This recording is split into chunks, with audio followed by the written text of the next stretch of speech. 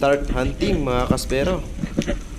Maraming salamat sapagkat nandyan pa rin kayo mga kaspero. Laging sumusuporta sa aking YouTube channel. Nawa pagpalain pa po kayo at God bless po sa inyong lahat. So itong spot na to mga kaspero, ito yung pinapanahan ko ng King Mac. Kasi nandito yung mga bait fish. Kaya nag-a-assume ako na merong tayong makikitang King Mackerel ulit mga kaspero.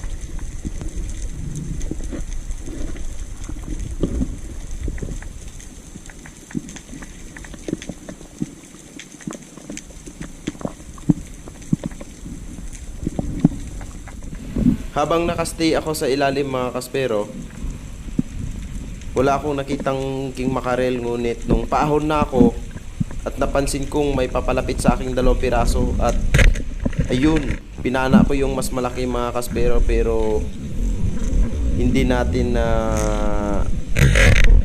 kuha kasi hindi tumagos yung flapper natin. Nanghihinayang ako dito mga kaspero kasi malaki na rin ito, nasa 10 kilos mga kaspero. Kaya better luck next time, hindi talaga para sa atin itong isda na to. And second drop ulit natin dito sa medyo malalim. Nandito na yung mga bait fish. Ayan. Habang patingin-tingin ako sa paligid mga kaspero, meron akong ulit napansin na isang tanigi na umaaligid doon sa mga bait fish. Kaya yung ginawa ko, paahon ako ng konti para sumunod yung King Mac sa akin. Kasi ugali yan ng King Mac mga kaspero eh. Pag paahon ka na, saka siya susunod. Kaya ayan, hinabol ko siya ulit at pinana mga kaspero. Kaso lang, sobrang layo niya mga kaspero. At hindi ulit tumagos yung ating shaft sa katawan niya mga kaspero. Ang sayang talaga. Nanghihinayang ako kasi 2 King Mac na yung nakawala sa atin mga kaspero.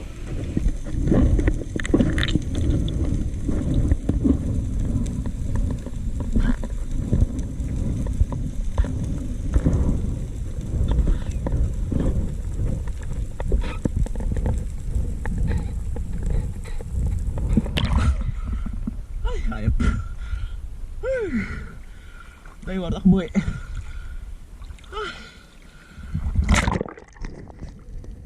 At sa pagkakataong ito mga kaspero, meron na naman tayong isang target, isang napakalaking great barracuda. Pinana ko siya mga kaspero, medyo malayo nga lang. Tinamaan siya sa may kilikiling part, pero sad to say na nakawala na naman mga kaspero. Napakasakit sa damdamin kasi 3 isda na yung nakawala sa atin mga kaspero.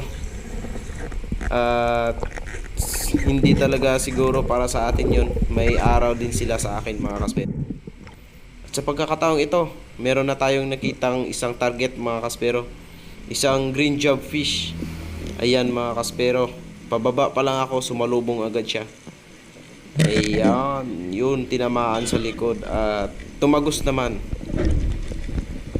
Ito yung nahuli nating isda mga kaspero. Meron na akong lapu-lapu una, yung black lapu-lapu, hindi ko na videohan.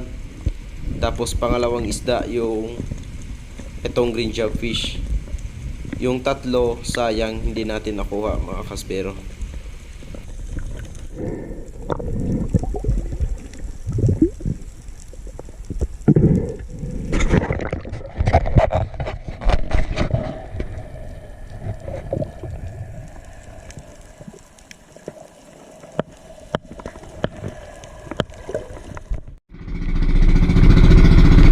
Mga kaspero, 3 nahali natin. Isang lapu-lapu, Titan, saka big fish. Sayang yung mga nakawala nating pelagic na mga isda mga kaspero. Isang barakuda, napakalaki yun. Tapos dalawang tanigi o makarel mga kaspero. So hindi talaga yun para sa atin. Kaya balik tayo ng isang balik doon. Baka nandun ulit sila. So let's go mga kaspero. Sana madagdagan tayo bago pag yung moon.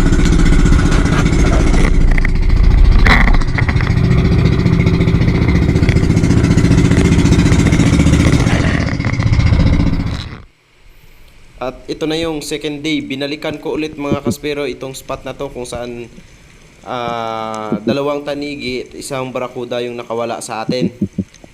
So dito muna ako sa mababaw na part, nasa 15 meters mga kaspero. Meron na akong target dito, isang green job fish mga kaspero. Pero naghihintay pa rin ako sa ilalim, baka meron sumalubong sa atin na mas malaki. Kasi dito sa spot na to minsan nakita ako ng longnose emperor at saka GT mga kaspero. Pero patingin-tingin pa rin ako sa paligid at parang wala namang nagpapakita. Kaya bago ako umahon, tinarget ko na yung itong green job fish mga kaspero kasi good size na rin siya. Pwede na rin pang ulam or pwede na rin namang ibenta. At ayun, natamaan natin mga kaspero.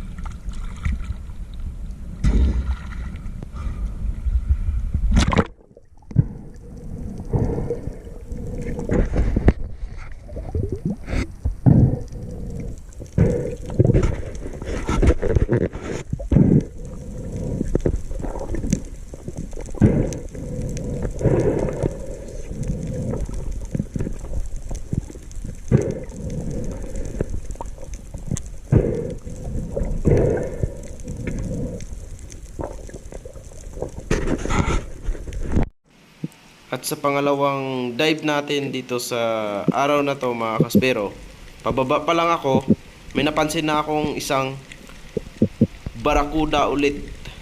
At hindi ko minadali mga kaspero. Hinintay ko talaga siya, ayun. Talagang lumapit siya sa akin habang nakadapa ako. Kaya hindi ako nag-alinlangan na panain siya sa may ilong na part, tagos sa hasang mga kaspero. Kaya lucky day yung second day natin na pamamana ngayon kasi wala tayong nakawala or hindi tinamaan. Sana madagdagan pa ito mga kaspero.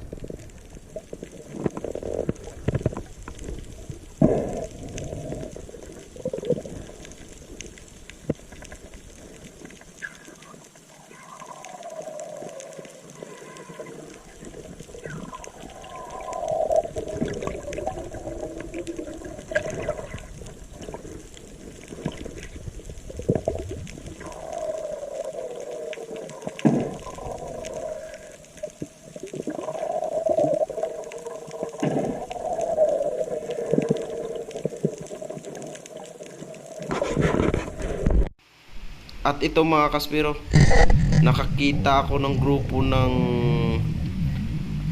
Rainbow Runner. Tinarget ko na dalawa yung papanain ko, ngunit isa lang yung nahuli natin. Pero malaki na rin ito mga kaspero kasi 4 na kilo ito. Kaya napakasarap sa pakiramdam kasi nakuha na natin yung mga nakakawala sa atin yung isang araw.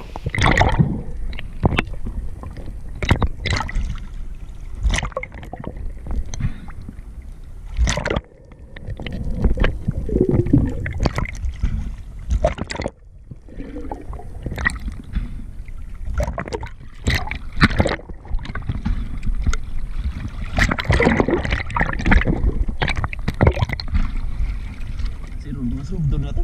Umbang. Ano ina na?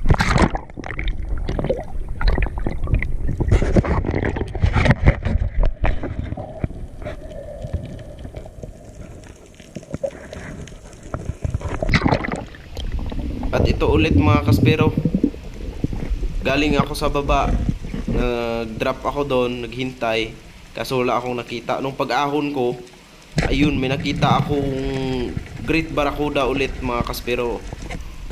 Kaya dali-dali akong nagpahinga, tapos bumaba ulit ako para habulin yung Great Barracuda. Pero yung ginawa ko sa paghabol mga kaspero, free fall lang. Kaya lumapit siya sa akin at saka pinana ko. Ayun, sa pool naman mga kaspero.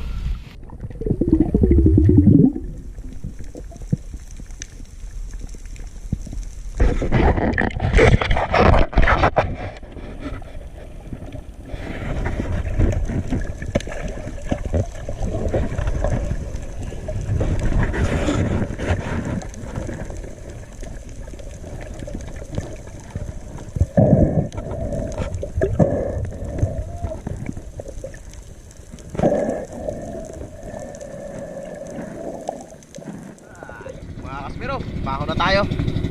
So nag-start tayo kanina mga 5 AM in the morning. At nakabawi tayo mga kaspero kasi kahapon puro nakawala yung napana natin. So ngayon nakabawi tayo. Ito, kasama ko na ngayon si Master Micro. Yan. So siya yung kapana ng Maurice Perch, green jobfish, at saka dalawang dugtong tuna mga kaspero. Ito sa akin, Barracuda. Ayan, dalawang Barracuda. Yan, malalaki mga kaspero. Tapos isang Rainbow Runner, malaki din. Yan, sulit yung mga nadali natin kayo mga kaspero. Ayan o.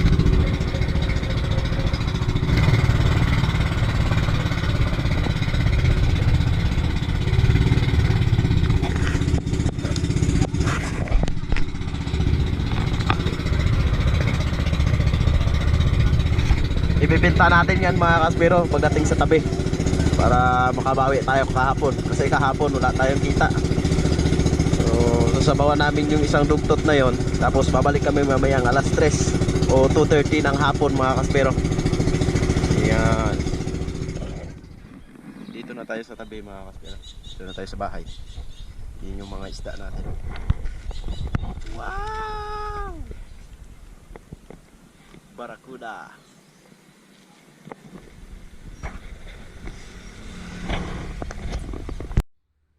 Yan. Ito na yung kanin. Tsaka yung ulo ng dugtot nandito mga kaspero. Ayan o. Sarap. Yan. Kakain muna tayo. Yun. Kakain na tayo mga kaspero.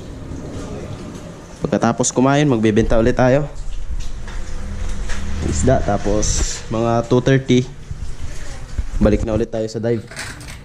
Pag hindi mo ubos yung isda ngayon, mamayang hapon, sure bull, ubos yan. Dogi. Yan, ito yung dogi, dugtut. Sarap yan, sarap. Yan si Master Negro. Yahi. Macho.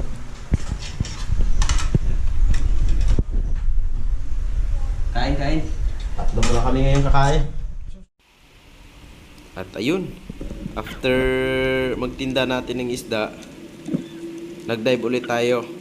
Time check niyan mga kaspero, 4:30 PM, hapon na. Sana madagdagan yung huli natin nung umaga. At ito, nakapana tayo ng isang ilak or silver drummer tawagin mga kaspero. At nakuha natin ito.